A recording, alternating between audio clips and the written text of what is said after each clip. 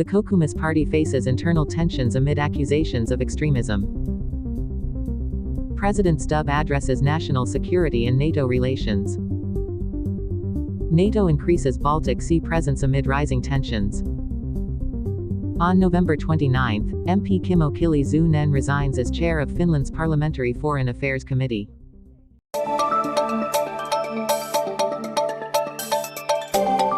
The Kokoomus party, traditionally known for its blend of conservative and liberal ideologies, is facing dissatisfaction from its liberal members. Many argue that the party has shifted toward extreme conservatism, neglecting human rights values. Former longtime member Kalle Euro announced his departure after 37 years, stating, "The party's values no longer align with my ideals." He also criticized the leadership for not taking a strong stance on racism and human rights issues. Kirsi Piha, a former mayoral candidate, also expressed disappointment at the party's lack of firm action against the infiltration of far-right ideologies. She noted, "The silence of the party leadership amounts to complicity." However, Prime Minister and party leader Petteri Orpo insists Kokoomus remains committed to its core values and continues to support Western democracy. Orpo emphasized that, despite value differences in the coalition government, he would ensure policies do not harm human rights. This conflict raises a significant question: is there still a place for liberals within Kokoomus?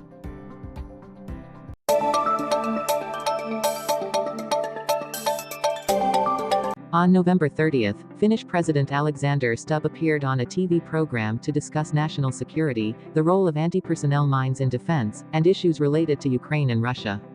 President Stubb highlighted that Russia poses Finland's greatest current threat. He noted technological advancements over the past 13 years have significantly changed defense strategies, necessitating a re-evaluation of optimal solutions. The situation in Ukraine is a prime example. Ukraine employs mines and drones to counter Russian ground forces. We need to consider how best to strengthen Finland's defenses, he said. Regarding Russia's 2022 invasion of Ukraine, Stubb praised Finland's swift decision to join NATO, reflecting a strong response to global security changes. He declined to engage directly with Russian President Vladimir Putin, affirming that international dialogue continues in pursuit of peace. On MP Kimmo Kiljunen's resignation, Stubb emphasized that Kiljunen's controversial statements did not represent Finland's official foreign policy. The president stressed that unity in foreign and defense policies is crucial for safeguarding Finland's independence and national security.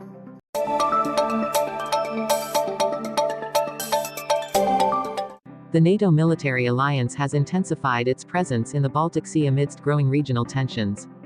According to Sweden's SVT television, France conducts monthly surveillance flights from Sweden to the Baltic Sea, sometimes entering Finnish airspace. Mission Commander Jeffrey shared, "We frequently encounter Russian forces during these flights."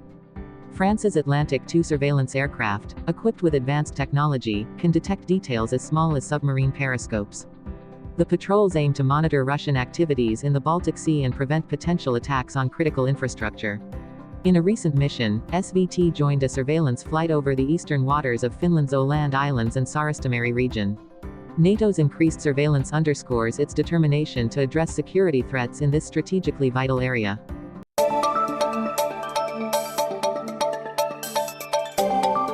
On November 29, MP Kimmo Kiljunen, SDP, announced his resignation as chair of Finland's Parliamentary Foreign Affairs Committee. The decision was made during a meeting of SDP MPs and approved by the group. A successor will be chosen next week. Kiljunen stated that he voluntarily stepped down, recognizing his responsibilities. Earlier, he had lost trust due to remarks about reopening the Finland-Russia border. Kiljunen also issued a public apology for statements deemed inappropriate for his leadership role. Toivo Tuppurainen, chair of the SDP parliamentary group, expressed full support for Kiljunen's decision. SDP chair Antti Lindman commended Kiljunen's accountability and affirmed that he remains a key figure within the group. Kiljunen shared a video on Facebook expressing regret and his desire to continue serving Finland's people. The leadership change in the Foreign Affairs Committee reflects the intense pressure on politicians amid the current sensitive security and political climate.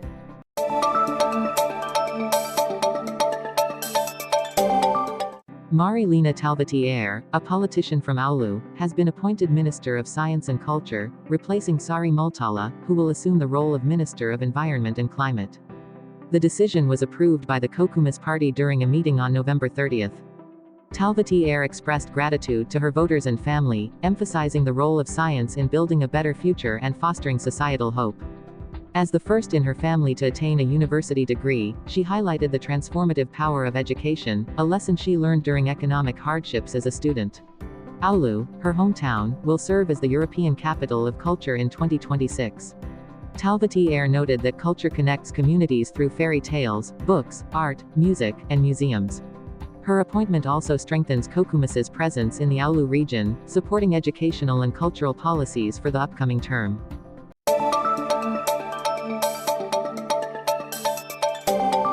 Finland's defense industry company Patria is spearheading a project to develop advanced tracked armored vehicles for European militaries. The initiative is part of a collaboration involving 9 nations and the European Defence Fund, aiming to reduce reliance on the US in defense. The new vehicle is designed to replace the Finnish Army's aging tracked transport vehicles from the 1980s, with deployment planned for the 2030s. Featuring a hybrid engine system, the vehicle can partially operate on electric power. Its rubber track design ensures optimal performance on paved roads and challenging terrains such as forests, deep snow, or muddy streams. Patria reported that the vehicle reached a record speed of over 80 km per hour in icy conditions in Lapland and continues to undergo enhancements.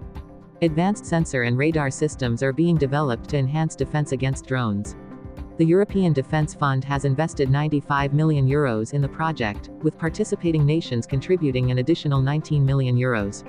Mass production is expected to begin in 2027, opening significant export opportunities for Finland's defense industry.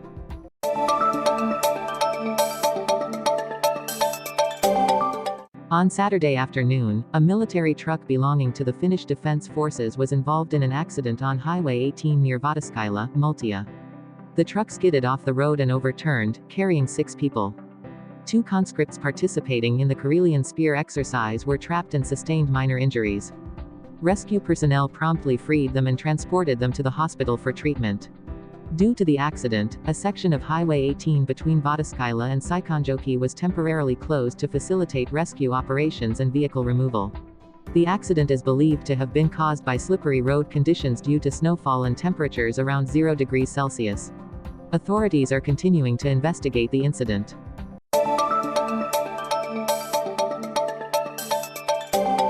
On Friday morning, November 22, a tragic traffic accident occurred on the Pohja-Valtatie Air Highway in Nurmo, Seinäjoki.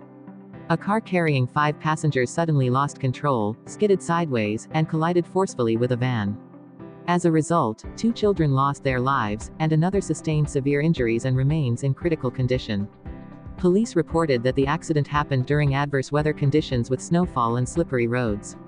It occurred on the Nurmonjoki Bridge, where the road surface was covered with slushy snow.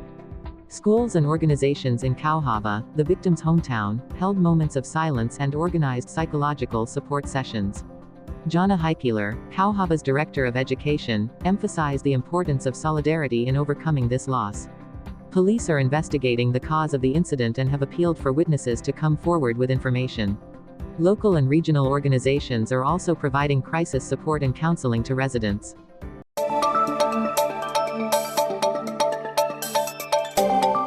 On Wednesday afternoon, November 27, a 61-year-old man drove his car into the wall of a McDonald's restaurant in central Kuopio.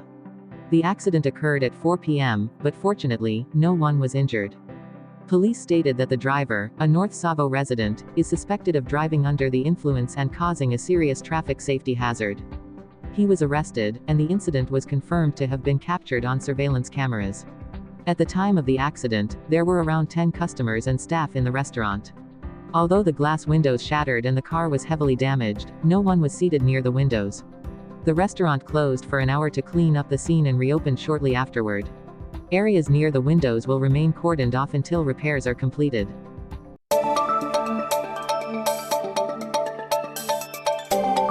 Kerala has started sending letters to social pension recipients living abroad, informing them of a potential suspension of payments starting February 1, 2025, if new legislation is passed. The changes affect old age pensions and disability pensions.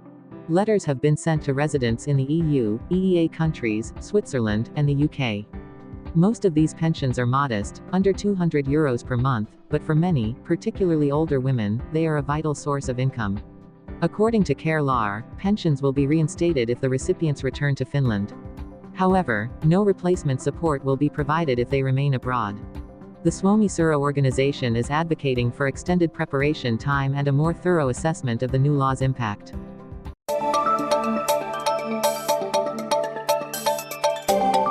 The city of Oulu, renowned for its cycling culture, is piloting a new solution to safeguard bicycles in public areas. Metal bicycle storage boxes, developed by local company SmartBikes, are designed to prevent theft, particularly of high-value bicycles like e-bikes. Users can reserve and unlock the boxes via an app using a personal code. Each box features 4 separate compartments, large enough to accommodate bicycles and even trailers. Currently, these boxes are being tested at the site of the old fire station in Oulu. Jouko Vanhanen, director of Oulun Pysäköinti, believes that supermarkets may adopt this solution in the future, offering peace of mind to customers owning expensive bicycles. Although bicycle thefts in Finland have slightly declined, with approximately 12,500 cases reported this year, the solution provides additional security and convenience for residents. If successful, this model could see wider implementation in the future.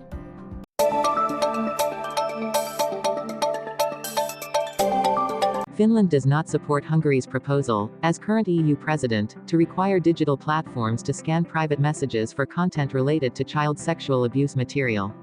This decision was made today by the Finnish Parliament's Grand Committee. The committee stated that Hungary's proposal would lead to mass surveillance of messages and undermine communication privacy.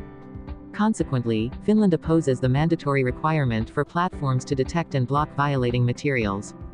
The proposal has sparked major debate across Europe, with security experts warning that message scanning could be misused beyond its initial intent. The organization behind the encrypted messaging app Signal has also announced its intention to exit the EU market if the law is passed. Currently, 8 countries, including Finland, oppose the proposal. However, with support from major nations such as France and Spain, the bill is awaiting a vote in December. If consensus cannot be reached, the proposal will be handed over to the next presidency.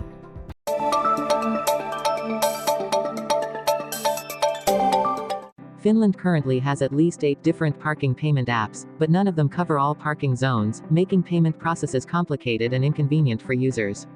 Reports indicate that app payments are often more expensive than paying with cash or card, but users have no choice of payment method, as these are determined by parking lot owners.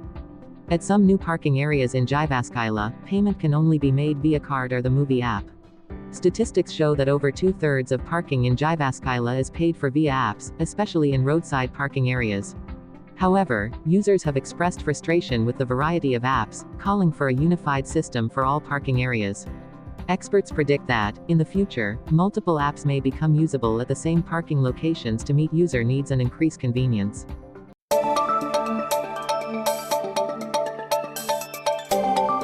HUS, Helsinki and Uusimaa Health District, announced the layoff of 280 employees as part of a plan to save €50 million in 2024 and a total of €140 million over the next 3 years.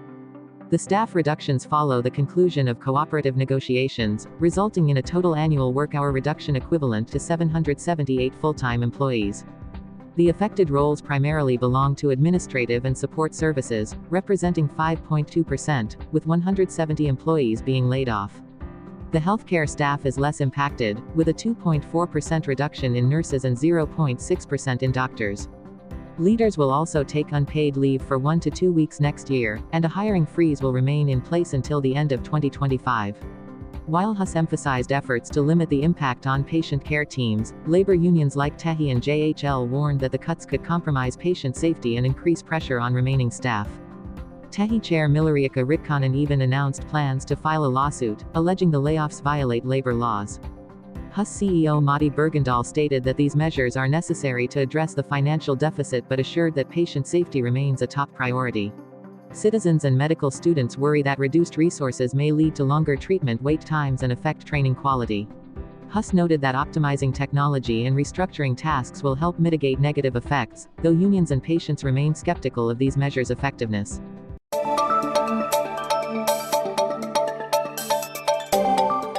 Google plans to expand its data center and cloud services infrastructure in Kajaani and Mahos, Finland, with a €27 million land acquisition deal. The Finnish government approved the sale of approximately 1,400 hectares of Metsähallitus land, mostly forested, to the tech giant. Prime Minister Petteri Orpo called this a significant step, affirming Finland's appeal as a safe and attractive destination for international investors. He highlighted the project's positive impact on employment and the local economy. Agriculture and Forestry Minister Sari Essayah described the deal as a responsible example of national land resource management. Google has been present in Finland since 2011, with its first data center in Hamina, which utilizes waste heat to provide heating for around 2,000 homes. This new project is expected to create hundreds of direct and indirect jobs and boost municipal tax revenues. The newly acquired sites in Kajaani and Mahos will be planned for future use, promising to attract further investments and contribute to the region's sustainable development.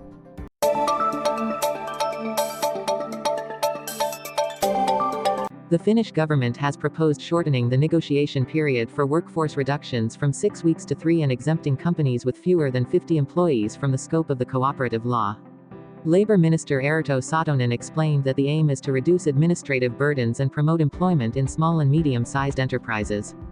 However, the proposal has faced criticism from labor unions, which argue it would expedite layoffs, leaving workers more dependent on unemployment insurance. Heli Pura, leader of the Finnish Confederation of Trade Unions (SAC), warned that approximately 200,000 workers could lose their legal protections. Meanwhile, business representatives support the direction but feel the reforms do not go far enough. If approved by Parliament, the proposal is set to take effect in July 2025.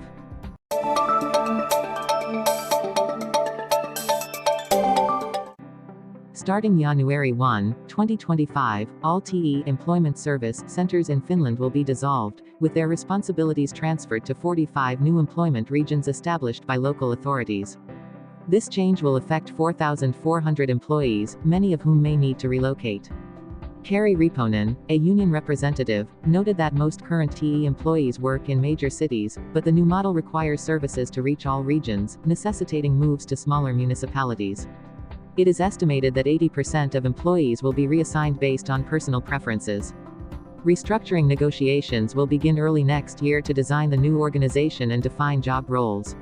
While no layoffs are planned, concerns remain regarding salaries, locations, and working conditions.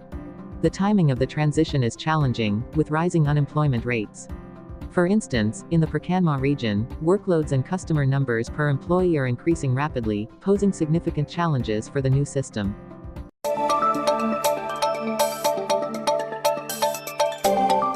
According to a survey by price comparison platform Hintauppas, the prevalence of virtual discounts during this year's Black Friday in Finland rose to 8.1% compared to 7.8% last year.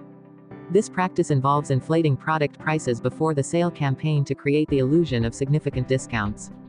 For instance, a JBL PartyBox 710 Bluetooth speaker was advertised as being reduced by 50% from €799.99 to €399. However, its actual price 3 months earlier was €499.99, meaning the real discount was only around 20%. Most virtual discounts were found in cosmetics, kitchen appliances, and vacuum cleaners. However, electronics offered genuinely substantial deals, with the highest discounts being 31% on games, 27% on TVs, and 24% on headphones. Despite declining interest in Black Friday, particularly among younger people aged 18 to 39, it remains considered the cheapest shopping day of the year. Retailers expect positive sales from popular items like smartphones, TVs, and air fryers.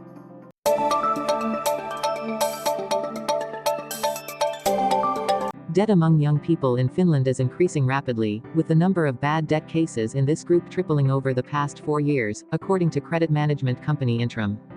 A major factor is the surge in online shopping and social media, where buy now pay later options are easily accessible. The influence of luxury lifestyles, portrayed on social media, and sophisticated marketing strategies also push young people to overspend. Surveys show that more than 1/3 of young people spend beyond their actual income. Additionally, rising living costs and high interest rates have led many to borrow just to cover daily expenses. The use of short-term loans to pay bills and meet basic needs is becoming more common. Takusatio, an organization providing financial counseling, reports a significant rise in support requests from young people. Experts warn that unless spending habits are controlled, the debt situation could worsen further.